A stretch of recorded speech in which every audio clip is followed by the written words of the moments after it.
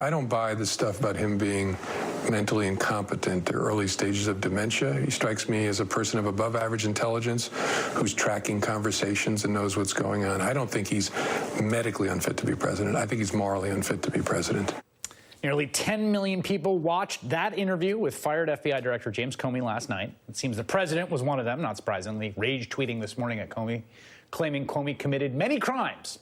Here to help me process all of this, MSNBC contributor, New York Times investigative journalist Nick Confessore, MSNBC contributor Jennifer Rubin, a columnist of the Washington Post, and Jason Johnson, MSNBC political analyst and the politics editor of The Root. Jason, let me start with you. What was your takeaway from the interview last night? I thought that look, Comey can either be right or he can be liked. I didn't find him to be particularly likable, but he seemed to really make the case of the corruption that's going on in this administration. I think he was still inconsistent about why he made some of the decisions that he made. And I think that, this guy threw more shade than lens crafters. Every other comment he made about Donald Trump, about his tie, about his hair, about he's got above average intelligence and can track a conversation like he's a chihuahua or something else like that.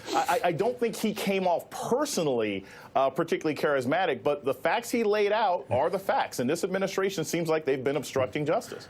What did you think, Jennifer? I think two things. One, you can be honest and also have horrible judgment. And I think both things are true of Mr. Comey. Yeah. I think he honestly related what happened with the president. If I were the special prosecutor, I would not be pleased with the witness who is so obviously, shall we say, biased against the president. I share that bias with Mr. Comey, but he wouldn't want me as a witness either. So that's not good if you're trying to make the case this is a guy by the book. But with regard to Hillary Clinton, again and again, this guy showed such a lack of self-awareness, such ego, that he was going to race in and save the day. He was going to run over the normal protections that we have, like you don't explain why you're not prosecuting someone, like you don't step into a election cycle 11 days before, because he was going to save the day. He was going to protect the FBI and himself, by the way. And you just have to go back and look and say, guy, you really should have been a little bit more humble, a little bit more self-aware.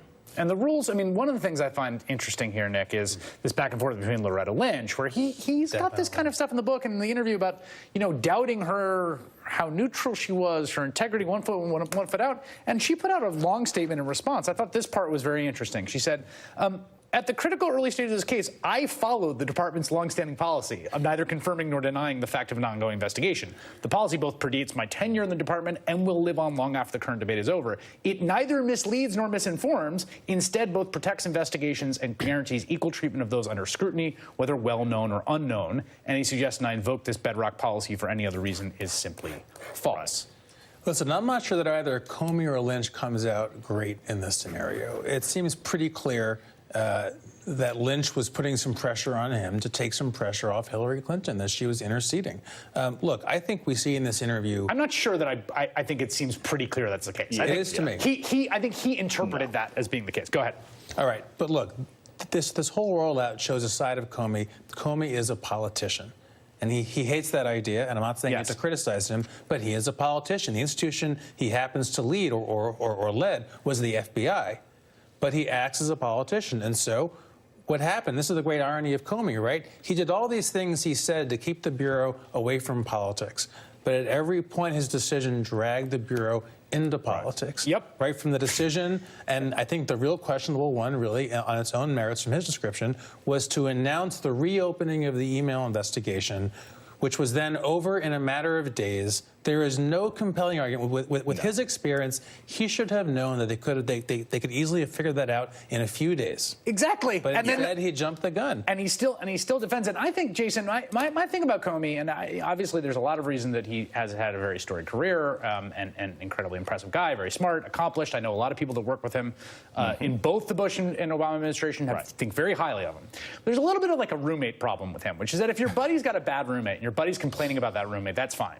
But if your buddy buddy has a succession of 6 bad roommates in a row, you start to think, like, maybe you're the bad roommate? Yeah. And there's a little bit of, like, James Comey is always the last honest man surrounded by all these people who aren't as virtuous as he is. Right. Isn't it funny, the sort of self-righteousness of, like, I just don't understand why everyone else doesn't have my ridiculous level of Boy Scout ethics. But here's what's interesting. In the process, you managed to, ignore what your boss said. I mean, Loretta Lynch, regardless of what her personal biases may be, she is absolutely correct in saying, we don't talk about any of this, James. We don't talk about any of this. That's the most ethical and responsible way to go forward. He ignored his boss. He endangered basically the presidency of the United States by involving the FBI. He did damage the FBI's reputation, all because he claims he didn't know any better, but he was supposedly sick to his stomach. All of that is extremely problematic, and these problems always go back to him. If we had a more ethical president, these would be legitimate reasons to fire the guy.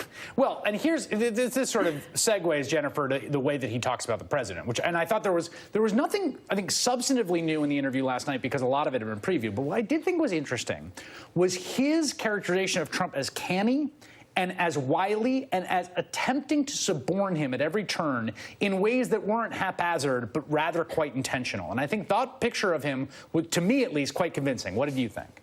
I did. I think Trump has an intelligence, not that you and I might recognize as book intelligence, but a way of persuading and manipulating people. And I think that's what Comey saw.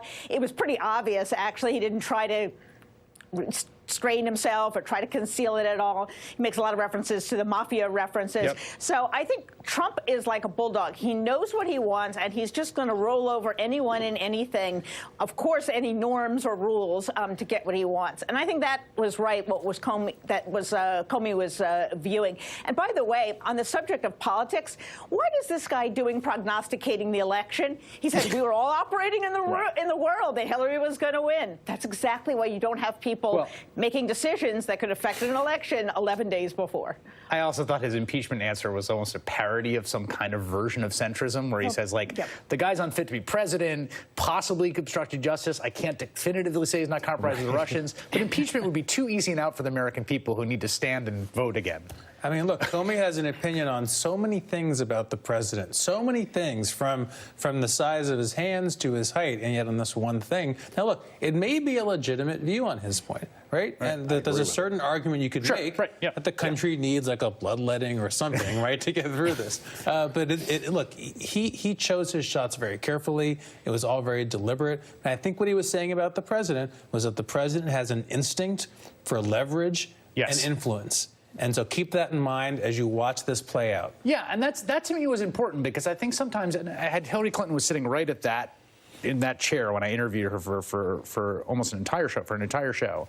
The first exchange we had was on this. You know, which school are you in? The kind of, like, doddering, accidental doofus, or the very canny and wily operator? And she is wholly in the latter, and Comey is. And I think a lot of the people that have had the experience of being underneath the truck that he is driving come away feeling that. And that was interesting to me about that interview last night. Nick Confessore, Jennifer Rubin, and Jason Johnson, thank you all for being here.